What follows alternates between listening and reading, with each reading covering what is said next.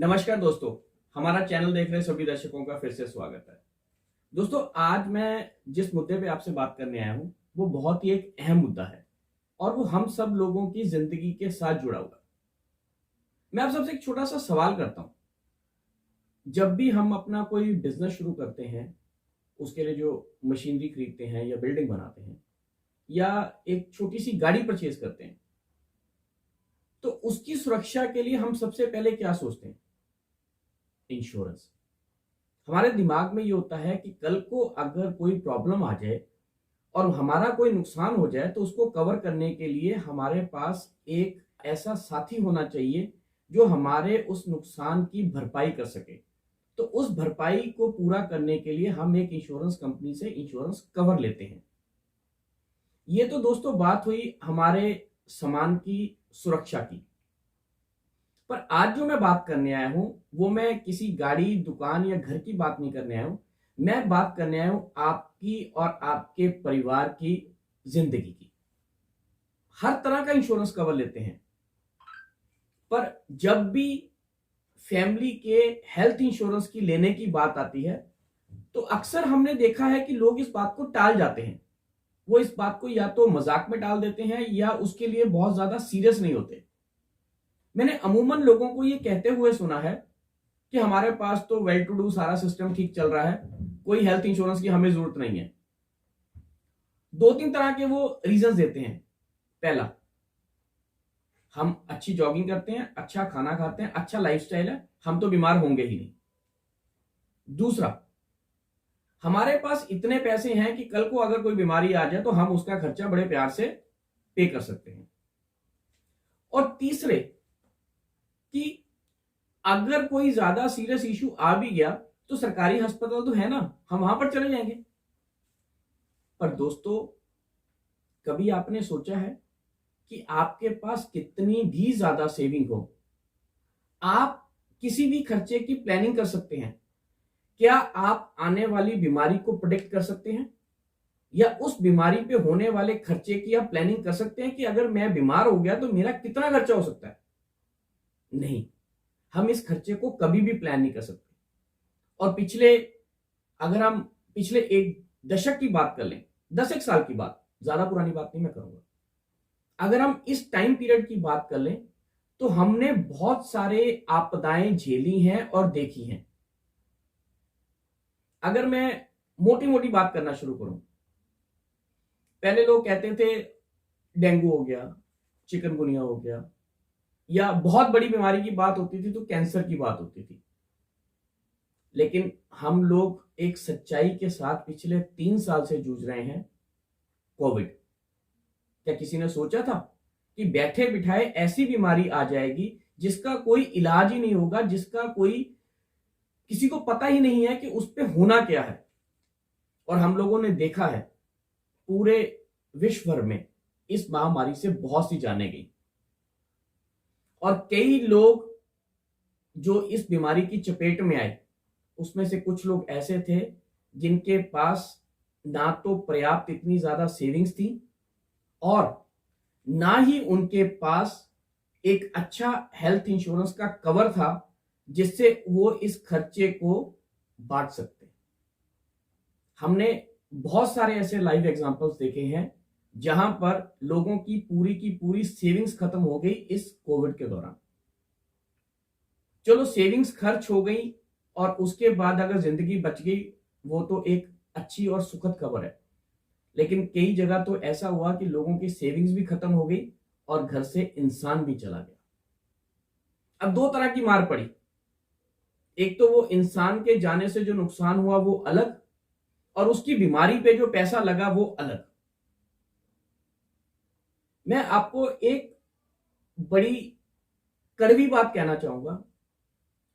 दोस्तों, जब हमारे ऊपर कोई मुसीबत आती है ना, हम अपने यार दोस्तों से उधार या कर्ज ले लेते हैं और सामने वाला भी ये सोचकर हमें कर्ज दे देता है कि चलो आज इसकी मुसीबत है, जब ये ठीक होगा तो हमें कर्ज वापस दे देगा।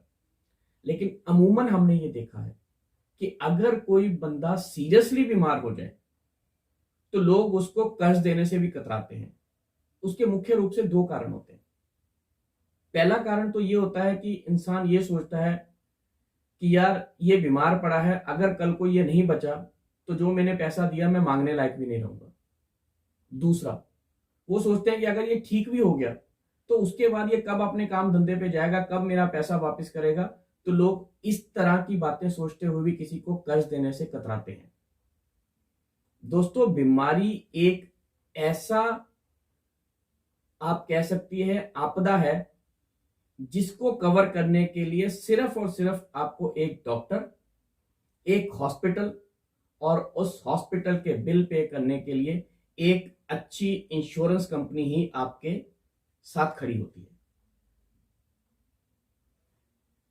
हम पिछले दशकों से देखते आ रहे हैं कि ज्यों ज्यों प्रकृति में बदलाव आते जा रहे हैं, त्यों त्यों बहुत सी नई नई बीमारियां भी आती जा रही हैं। कुछ बीमारियां हमारे लाइफस्टाइल से जुड़ी हुई हैं, कुछ बीमारियां हमारे वर्क प्रेशर से जुड़ी हुई हैं, और कुछ ऐसी बीमारियां हैं जिनके बारे में किसी ने सोचा ही नहीं है, वो एकदम से आ जाती है। मैं आपको एक उदाहरण देना चाहूंगा। आपने नॉर्मली पथरी के बारे में सुना होगा, या आपने आज की डेट में लाइफस्टाइल डिजीज के नाम से जो बीमारी है वो आपने शुगर के बारे में सुना होगा, जिसको हम डायबिटिक भी कह देते हैं। दोस्तों, ये बीमारी इंसान को पता ही नहीं चलती मुझे कब लग गई, लेकिन जब ये अपना विकराल रूप ले लेती है तब हमें पता चलता है, और तब तक हमारे हाथ से समय निकल चुका होता है। मैं आपको एक सच्ची घटना सुनाता हूं। अभी हमारे एक जानकार मित्र हैं, उनका तकरीबन 2-3 महीने पहले मेरे को फोन आया कि यार मेरे को कुछ ऐसा बताइए कि इंश्योरेंस में जो हम इंश्योरेंस पॉलिसी लेती हैं उसमें क्या पथरी का इलाज मिलता है। मैं कहा हाँ बिल्कुल मिलता है। तो कहते हैं यार मेरे को ना कोई अच्छा कंसल्टेंट सजेस्ट करो, मेरे को ना हेल्थ इंश्योरेंस लेनी है। तो मैंने उसको एक कंसल्टेंट रेफर कर दिया, वो जाके उसको मिल के आया। दोस्तों, पता चला कि उसको पथरी हो चुकी है और 15 दिन के बाद डॉक्टर ने उसको ऑपरेशन के लिए बोल रखा है। अब वो बंदा ये सोच रहा है कि मेरे को कहीं से इंश्योरेंस पॉलिसी मिल जाए ताकि मैं अपने इस खर्चे को पाट सकूं, लेकिन अब बहुत देर हो चुकी है, क्योंकि इंश्योरेंस कंपनीज के साथ भी ये गाइडलाइंस उनकी वार्निंग्स में होता है कि कुछ एक बीमारियां होती हैं जिनके लिए आपको कुछ समय के लिए इलाज के लिए इंतजार करना पड़ता है। नॉर्मली स्टोन का खर्चा, अगर आपकी सर्जरी आ जाती है तो आपको 2 साल वेटिंग करना पड़ता है। अब वो इंसान अगर आज पॉलिसी लेता है तो उसके पास इतना समय नहीं है कि वो 2 साल वेट कर सके, और अगर वो पॉलिसी ऑपरेशन के बाद लेता है तो कंपनी उसमें वो डिस्क्लोजर लगा देगी कि आपको ये प्रॉब्लम हो चुकी है, इसका खर्चा हम आगे वाले समय में कभी भी नहीं देंगे। अब वो इंसान दोनों तरफ से फंस गया। तो दोस्तों, अपने आप को इस तरह की उलझन में मत डालिए। समय रहते अपने परिवार के लिए एक अच्छी हेल्थ इंश्योरेंस पॉलिसी जरूर लीजिए। और अगर मैं आपको एक उदाहरण देकर समझाना चाहूं, हम लोग जैसे गाड़ी लेते हैं, हम इंश्योरेंस वाले को कहते हैं भैया इसमें कंज्यूमेबल भी डाल देना, इसमें इंजन प्रोटेक्शन भी डाल देना, इसमें डेप्रिसिएशन कवर भी डाल देना, ताकि कल को कोई भी नुकसान हो मेरे को एक भी पैसा ना देना पड़े। इसी तरह से जब आप एक अच्छी इंश्योरेंस पॉलिसी के लिए अपने एडवाइजर के साथ बैठें तो उनसे इस चीज के बारे में भी बात कीजिए कि मेरे को हॉस्पिटल में रूम रेंट कुछ पे करना पड़ेगा या सारा कवर होगा, या मैं कितने तक का रूम रेंट ले सकता हूं, इसमें कौन कौन सी चीजें हैं जो हॉस्पिटल एक्सपेंस में कवर होंगी, कौन कौन सी नहीं कवर होगी। नॉर्मली कुछ एक पॉलिसीज में कंज्यूमेबल एक्सपेंसेस कवर नहीं होते, आपको बताना पड़ता है कि आपको वो कवर लेना है या नहीं लेना है। इन सब चीजों को ध्यान में रखते हुए अपने लिए एक अच्छा इंश्योरेंस कवर लीजिए। तीसरी बात, अपनी बढ़ती हुई उम्र और अपने लाइफस्टाइल को देखते हुए उसके हिसाब से कवर लीजिए। नॉर्मली कई बार लोग क्या कहते हैं कि 5-1 लाख रुपए की पॉलिसी बहुत हमारे लिए सफिशिएंट रहेगी।